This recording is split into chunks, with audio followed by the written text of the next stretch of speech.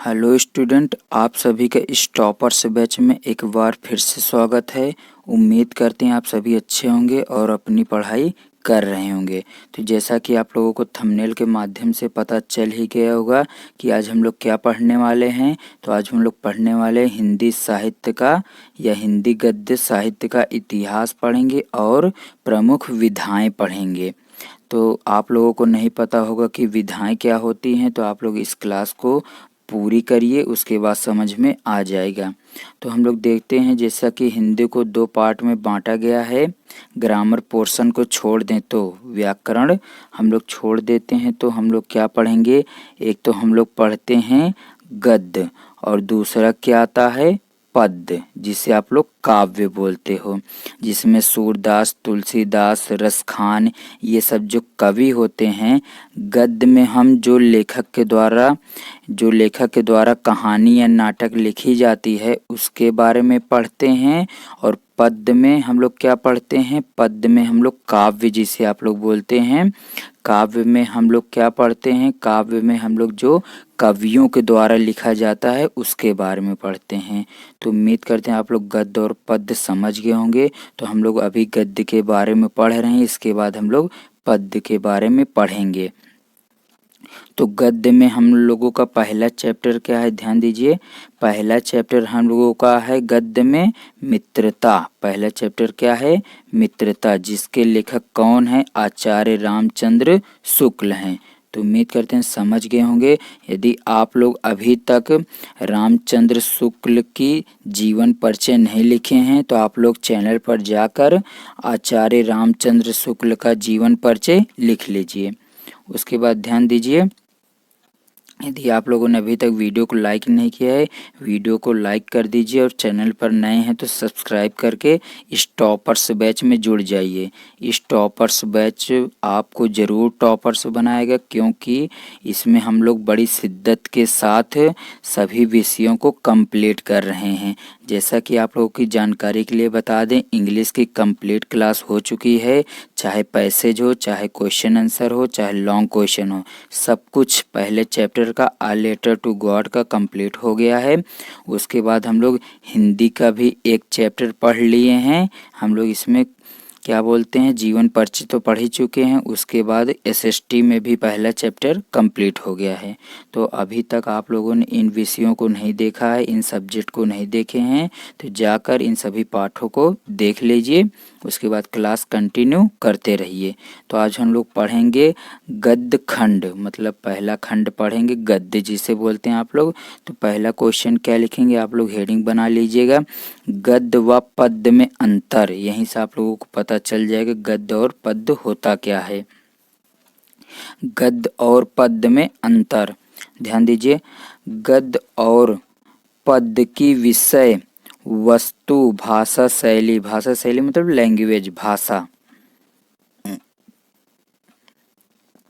आदि में पर्याप्त अंतर है, मतलब इन सब में बहुत डिफरेंस है, पर्याप्त अंतर है। गद्य साहित्य की विषय वस्तु हमारी बोध वृत्ति पर आधारित होती है और काव्य हमारी संवेदनशीलता पर, मतलब जो गद्य होता है वो हमारे सामान्य जानकारी के ऊपर निर्भर करता है, और लेकिन जो काव्य होता है, काव्य संवेदनशील मतलब भावनाओं को व्यक्त करता है।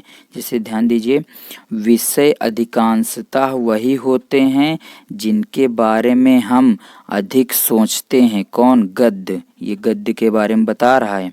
गद्य विषय अधिकांशतः वही होते हैं जिसके बारे में हम अधिक सोचते हैं। गद्य मस्तिष्क के तर्क प्रधान चिंतन की उपज है। चिंतन मतलब विचार करना, सोचना है, विचार करना। तो हम लोग जितना ज़्यादा मस्तिष्क पर जोर देकर सोच विचार करेंगे, उसके भावार्थ को समझेंगे या उससे जुड़ा हुआ अर्थ जो निकाल कर लिखते हैं, वही क्या कहलाता है, वही गद्य में होता है।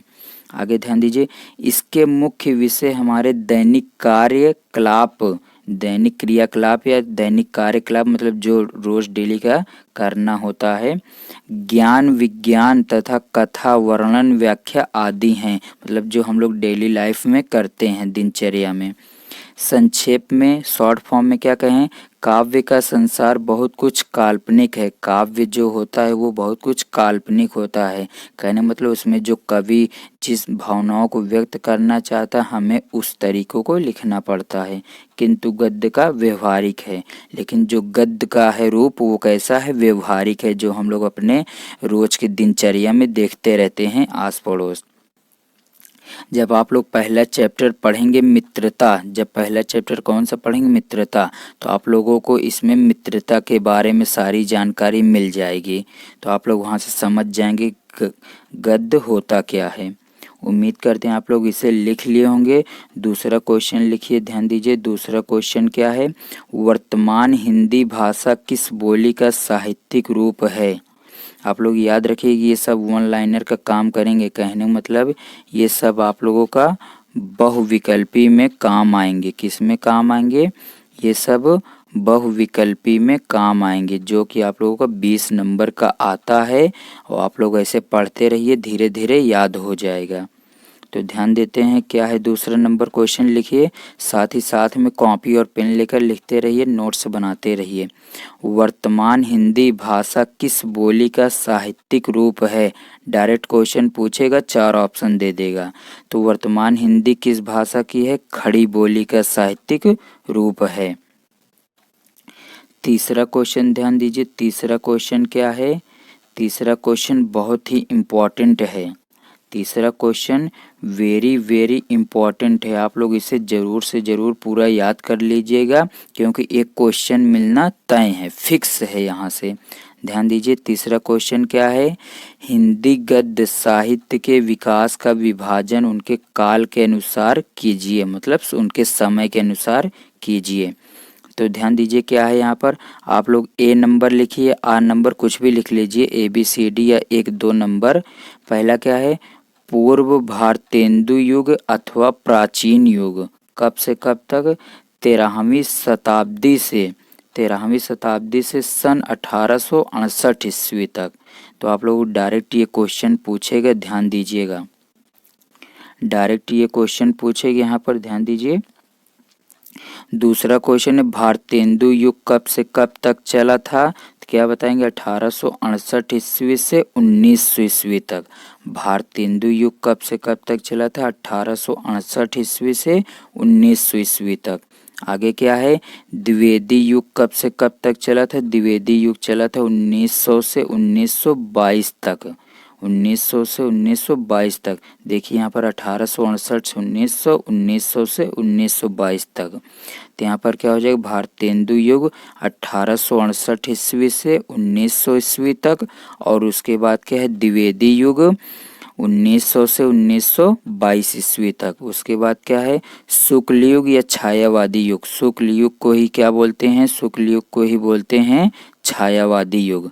तो शुक्ल युग या छायावादी युग दोनों का नाम एक ही है। ये कब से कब तक चला था, ये चला था 1919 से 1938 ईस्वी तक।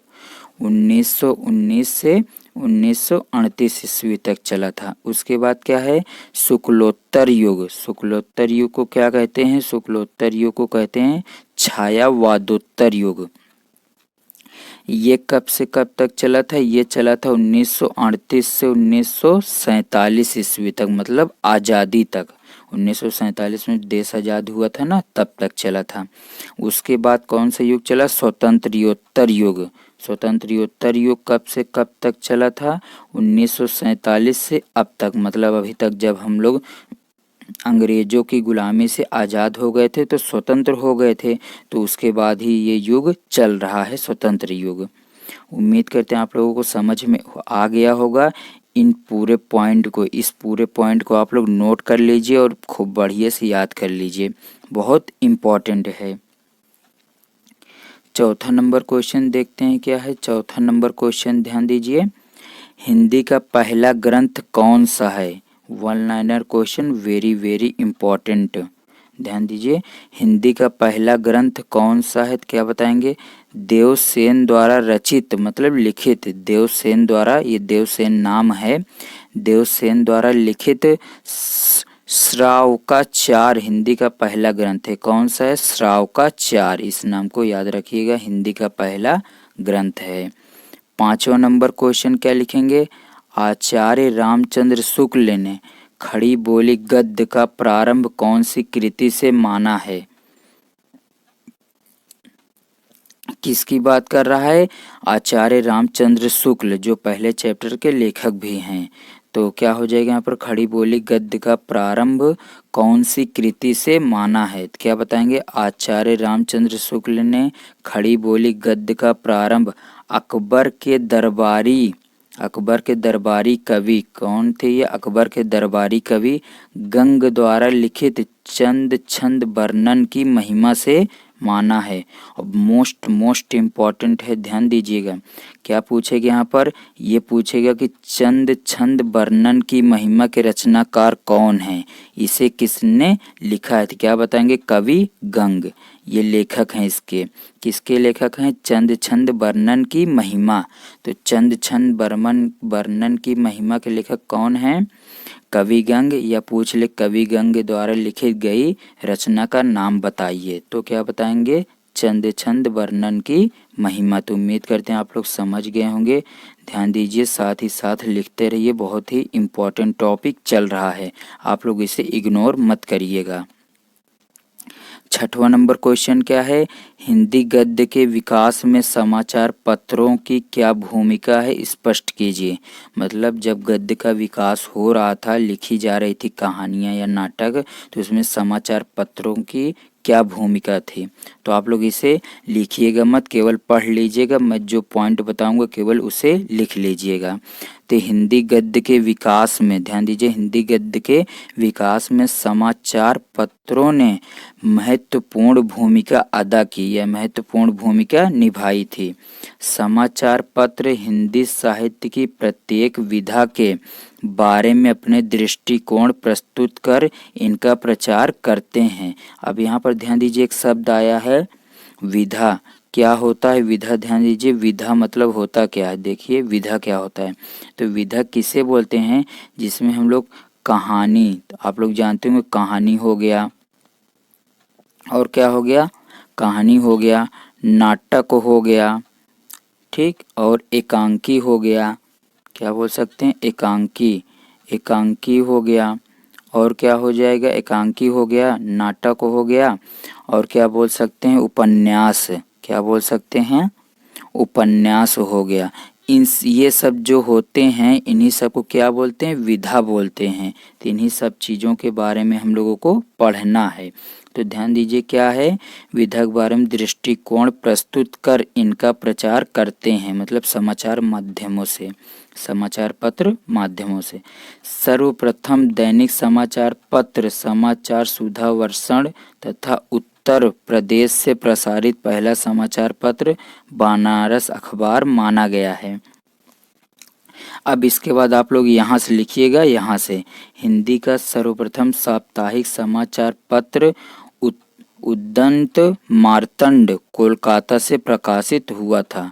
तो याद रखिएगा, हिंदी का सर्वप्रथम या पहला साप्ताहिक पत्र कौन सा था?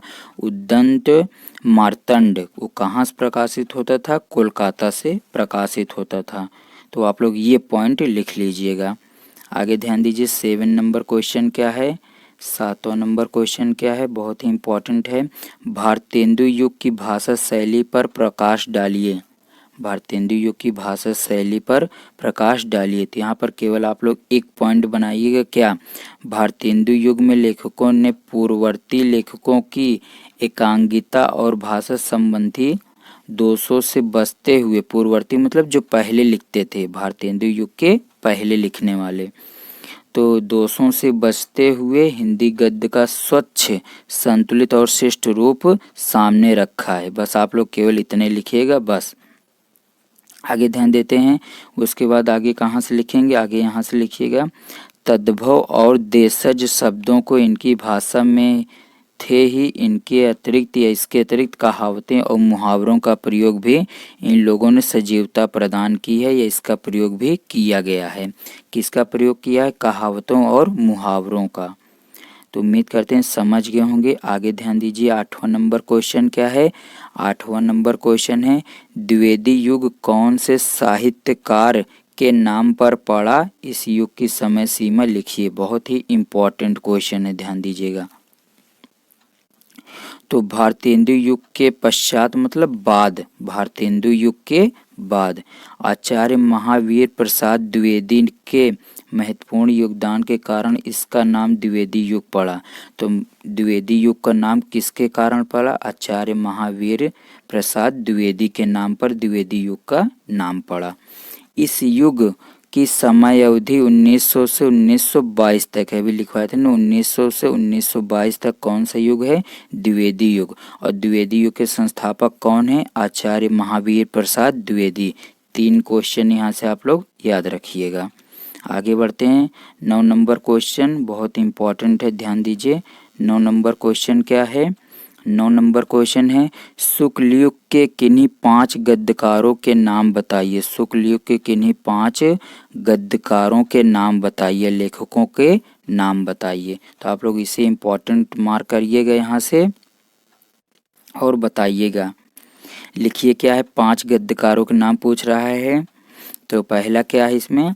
महादेवी वर्मा, जयशंकर प्रसाद, वियोगी हरि, रामकृष्ण दास, रामधारी सिंह दिनकर। उम्मीद करते हैं आप लोगों को सभी नाम पता होंगे। फिर से देख लीजिएगा, महादेवी वर्मा, जयशंकर प्रसाद, वियोगी हरि, रामकृष्ण दास और रामधारी सिंह दिनकर। ये 5 क्या हो जाएंगे? शुक्ल युग के गद्यकार हो जाएंगे, लेखक हो जाएंगे। तो आप लोग समझ गए होंगे। आप लोग साथ ही साथ में यहाँ से ध्यान दीजिए, साथ ही साथ नोट्स बनाते रहिए और डेली याद करते रहिए। नोट्स बनाने के साथ साथ डेली क्या करते रहेंगे? डेली लर्न करते रहेंगे, ताकि हम लोगों को एक भी नंबर छूटने ना पाए पेपर में। और यदि आप लोग अभी तक टॉपर्स बैच के साथ नहीं ज्वाइन हुए हैं तो इस टॉपर्स बैच के साथ ज्वाइन हो जाइए, जहाँ पर डेली क्लासेज मिलती रहती हैं। और अपने दोस्तों के साथ भी शेयर कर दीजिए और उन्हें भी बताइए। आगे ध्यान दीजिए 10 नंबर क्वेश्चन क्या है? 10 नंबर क्वेश्चन है, यहाँ पर ध्यान दीजिए। 10 नंबर क्वेश्चन है शुक्लोत्तर युग की भाषा शैली कैसी थी? शुक्लोत्तर युग की भाषा शैली कैसी थी? इसे आप लोगों को नहीं लिखना है, ध्यान दीजिए, लिखना नहीं है, बस केवल समझ लीजिए। बस क्या समझना है यहाँ पर? ध्यान दीजिए, इसमें क्या है? शुक्लोत्तर युग में शुद्ध मतलब शुद्ध, परिष्कृत और परामार्जित साहित्यिक भाषा का प्रयोग किया गया।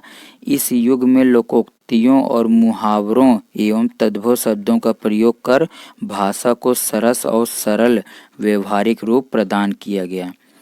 आगे ध्यान दीजिए, शुक्लोत्तर युग में विवेचनात्मक, वर्णनात्मक और भावात्मक शैली के दर्शन होते हैं। ये लाइन इम्पॉर्टेंट है, बस लास्ट लाइन। लास्ट लाइन क्या है? शुक्लोत्तर युग में विवेचनात्मक, वर्णनात्मक और भावात्मक शैली के दर्शन होते हैं, मतलब मिलते हैं। 11 नंबर क्वेश्चन ध्यान दीजिए क्या है? 11 नंबर क्वेश्चन है शुक्लोत्तर युग के कुछ प्रमुख साहित्यकारों के नाम लिखिए। बहुत ही इम्पोर्टेंट क्वेश्चन है, वेरी वेरी इम्पोर्टेंट क्वेश्चन। और जिसे मैं इम्पोर्टेंट बता दूं उसे आप लोग फिर समझ लीजिए इम्पोर्टेंट है ही, और उसे याद कर लीजिए चाहे जैसे। तो यहाँ पर क्या ध्यान देंगे? यहाँ पर ये क्या है? ये इम्पोर्टेंट है यहाँ पर।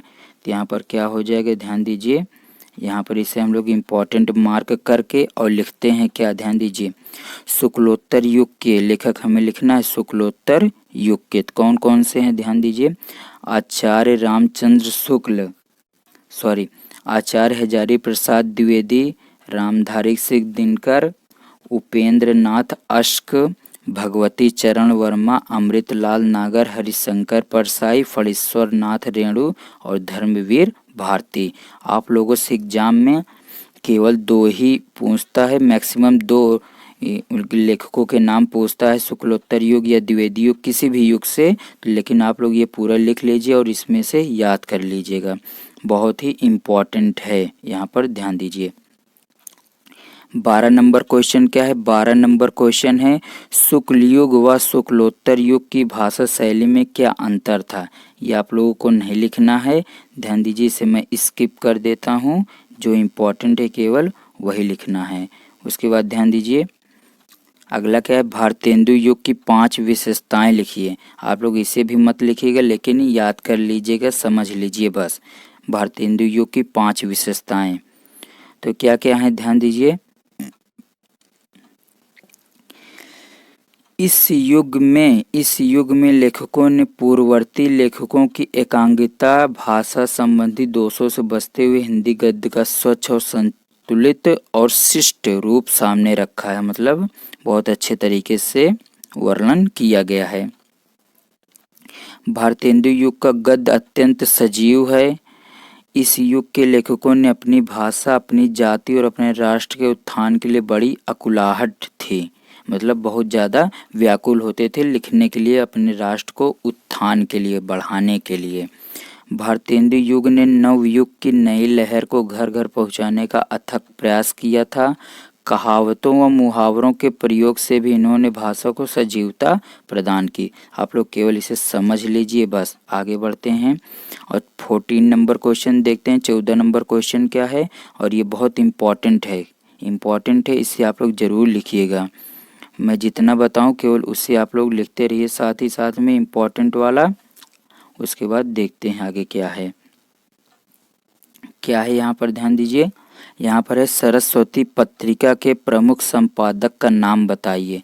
सरस्वती पत्रिका मतलब जो समाचार पत्र होते थे, तो सरस्वती पत्रिका के संपादक कौन है? आचार्य महावीर प्रसाद द्विवेदी। तो इसे आप लोग मार्क कर लीजिएगा, इम्पोर्टेंट है ये क्या है? ये इम्पोर्टेंट है। अगला क्वेश्चन क्या है? जयशंकर प्रसाद के नाटकों की विशेषता बताइए। आप लोगों को विशेषता नहीं बताना, बस केवल पढ़ लेना है। आप लोग इसे पढ़ लीजिएगा, मैं पढ़ाऊंगा नहीं, ध्यान दीजिए। इसे आप लोग खुद से ही पढ़ लीजिए। उसके बाद हम लोग देखते हैं क्या देखेंगे उसके बाद हम लोग देखेंगे 16 नंबर क्वेश्चन। 16 नंबर क्वेश्चन देखेंगे। द्विवेदी युग में सरस्वती पत्रिका के अतिरिक्त कौन कौन सी महत्वपूर्ण पत्रिकाओं का योगदान रहा? ये भी इम्पोर्टेंट है। द्विवेदी युग में कौन कौन सी पत्रिका, मान लो जैसे आप लोग को सरस्वती न याद रही तो और किसे आप लोग लिख सकते हैं, ध्यान दीजिएगा। तो यहाँ पर द्विवेदी युग में सरस्वती पत्रिका हो गई। इसके अतिरिक्त कौन सी? इंदु, माधुरी, मर्यादा, सुधा, जागरण, प्रभा, कर्मवीर, हंस व विशाल भारत आदि पत्रिकाओं का हिंदी साहित्य में महत्वपूर्ण योगदान रहा। मतलब ये सब पत्रिका के नाम हैं। जैसे इस समय समाचार पत्र नहीं आता है, दैनिक जागरण हो गया, अमर उजाला हो गया, द हिंदू हो गया, उसी तरीके से पहले ये सब पत्र चलते थे। इंदु, माधुरी, मर्यादा, सरस्वती, जागरण, प्रभा, कर्मवीर, हंस व विशाल। तो इन सब चीज़ों को आप लोग लिख लीजिएगा, बहुत इम्पोर्टेंट है। अगला ध्यान दीजिए क्या है? 17 नंबर क्वेश्चन क्या है? 17 नंबर क्वेश्चन है शुक्लोत्तर युग का दूसरा क्या नाम है? अभी बताया था ना, शुक्लोत्तर युग का दूसरा क्या नाम है? शुक्लोत्तर युग का दूसरा नाम छायावादोत्तर युग या प्रगतिवादी युग है। मतलब इन तीनों का मतलब एक ही है। चाहे आप शुक्लोत्तर युग बोलें, चाहे छायावादोत्तर युग बोलें या प्रगतिवादी युग, उसका मतलब वही है। 18 नंबर, यहाँ हम लोग 20 नंबर क्वेश्चन तक करेंगे। इसके बाद हम लोग नेक्स्ट क्लास में करेंगे। ध्यान दीजिए 20 नंबर तक हम लोग यहाँ इस क्लास में आज पढ़ लेंगे। आप लोग इसे लिख कर बढ़िया से याद कर लीजिएगा, तो हम लोग फिर नेक्स्ट क्लास करेंगे। अगला क्या है? शुक्लोत्तर युग का दूसरा नाम तो हो गया। शुक्लोत्तर युग में कौन कौन सी विधाओं का विकास हुआ? आ गया ना विधाएं, ध्यान दीजिए। शुक्लोत्तर युग में रिपोर्टाज और इंटरव्यू विधाओं का विकास हुआ। बताए थे ना, कहानी, नाटक, उपन्यास, डायरी, रिपोर्टाज, उपन्यास, नाटक हो गए, एकांकी हो गए, ये सब, इन्हीं सबको क्या बोलते हैं? विधाएं बोलते हैं। तो आगे ध्यान दीजिए, ये हो गया। 19 नंबर क्वेश्चन का निबंध का क्या अर्थ है? निबंध मतलब होता क्या है, इसे आप लोग समझ लीजिए, लिखना नहीं है। तो निबंध का अर्थ क्या होता है आप लोग जान जाइए, हिंदी में निबंध लिखने के लिए आता है। तो ध्यान दीजिए, अच्छी तरह बंधा हुआ संक्षेप में निबंध वह गद्य रचना कहलाती है जिसमें लेखक किसी विषय पर अपने विचारों को सजीव, सीमित, स्वच्छंद और सुव्यवस्थित रूप से व्यक्त करता है। जैसे मान लीजिए आप लोगों से प्रदूषण पर क्या आ गया, जैसे आप लोगों से मान लीजिए क्या आ गया, प्रदूषण पर लिखने के लिए आ गया निबंध, प्रदूषण पर निबंध लिखने के लिए आ गया। तो इसमें आप लोग अपने ही विचारों को तो लिखते हैं ना कि प्रदूषण हमें कम करना चाहिए, इसके बचाव के लिए हमें पेड़ पौधे अधिक से अधिक लगाना चाहिए। तो वही यहाँ पर लेखक समझाने की कोशिश कर रहा है क्या कि निबंध होता क्या है, निबंध यही होता है जिसमें हम लोग के सुव्यवस्थित मतलब व्यवस्थित तरीके से या अपने विचारों को जो व्यक्त करते हैं वही क्या होता है, निबंध होता है। उम्मीद करते हैं आप लोग समझ गए होंगे। अगला पॉइंट क्या है, 20 नंबर, ध्यान दीजिए 20 नंबर क्वेश्चन क्या है। 20 नंबर क्वेश्चन है निबंध लेखन की परंपरा का आरंभ कब से माना जाता है, और ये इम्पोर्टेंट है। निबंध लेखक परंपरा कब से माना जाता है, ध्यान दीजिए। निबंध लेखन की परंपरा का आरंभ भारतेंदु हरिश्चंद्र से माना जाता है। भारतेंदु हरिश्चंद्र जब लेखक थे उन्हीं के समय से ये निबंध लेखन की परंपरा को माना जाता है। तो उम्मीद करते हैं आप